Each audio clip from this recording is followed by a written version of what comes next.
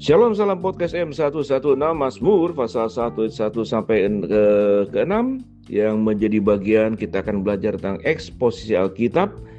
Yang pelajaran yang pertama kita belajar tentang Kristus sebagai buah sulung, 1 Korintus 15 ayat 20 sampai 23. Doktrin kebangkitan itu akan kita baca di dalam 1 Korintus 15 20 sampai 23. Tetapi yang benar ialah bahwa Kristus telah dibangkitkan dari antara orang mati sebagai yang sulung dari orang-orang yang telah meninggal. Sebab sama seperti maut telah datang kepada satu orang manusia, demikian juga kebangkitan orang mati datang karena satu orang manusia. Karena sama seperti semua orang mati dalam persekutuan dengan Adam, demikian pula semua orang akan dihidupkan kembali dalam persekutuan dengan Kristus.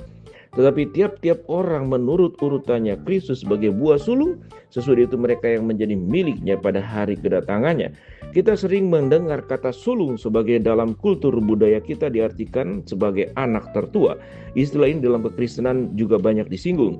Seperti dalam kisah Ishak sebagai anak sulung Abraham, Esau yang menjual hak kesulungannya kepada adiknya, Yakub, dan banyak lagi. Pengertian kesulungan sendiri ada bermacam-macam seperti yang pertama, sulung dalam pengertian anak sulung. Yang kedua, sulung dalam pengertian hak kesulungan. Tiga, sulung dalam pengertian buah sulung atau yang pertama. Sedangkan pada 1 Korintus 15 akan didapatkan istilah buah sulung pada ayat 20 dan 23.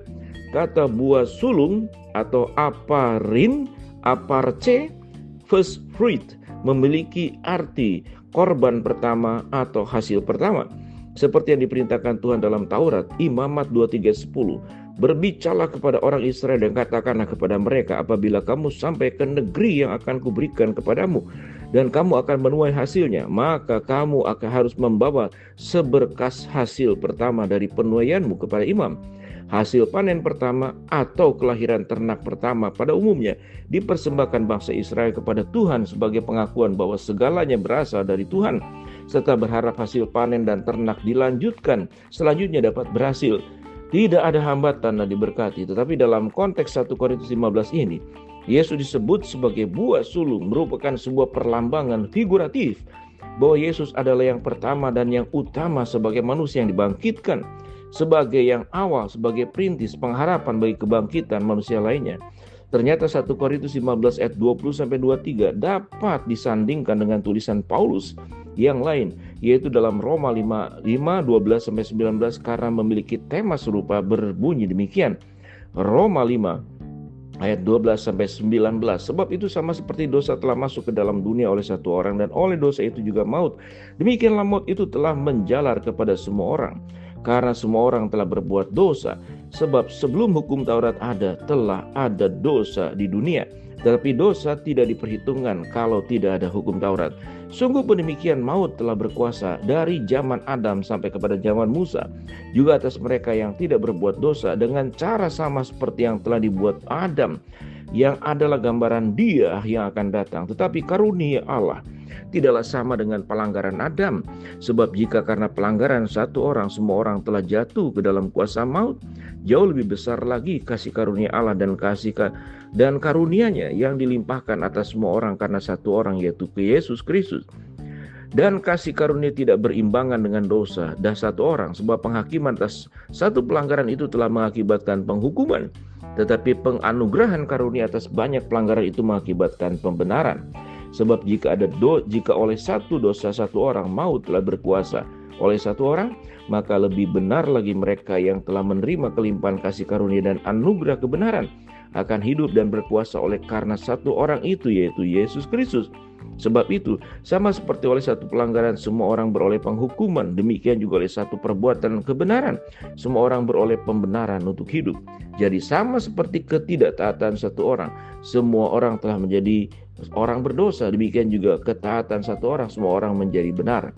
Dalam kitab Roma dijelaskan bahwa karena manusia berdosa dan mati karena satu orang, yaitu oleh Adam, maka manusia keturunan juga berdosa. Adam mati, maka manusia keturunan juga mati. Konsep ini yang melatar belakangi munculnya istilah dosa warisan, yang oleh Agustinus dari Hippo abad ketiga Masehi Kita manusia mengalami kematian terutama secara jasmani, selebihnya juga memiliki kematian secara roh atau disebut juga kematian kekal. Dosa telah merambah manusia sejak semula dan menghilangkan kemuliaan kita.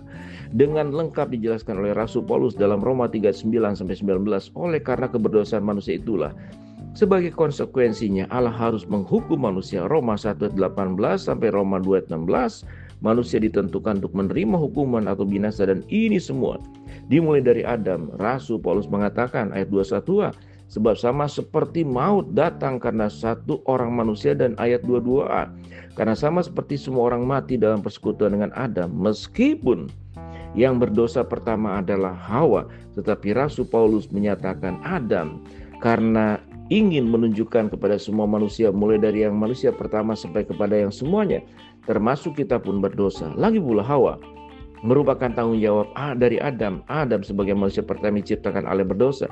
Adakah manusia berhasil hidup tanpa dosa? Roma 3:10 sampai ayat yang ke-12, seperti ada tertulis, tidak ada orang benar, tidak seorang pun tidak. Tidak ada seorang pun yang berakal budi, tidak seorang pun yang mencari Allah. Semua orang telah menyeleweng. Mereka semua tidak berguna, tidak ada yang berbuat baik, seorang pun tidak.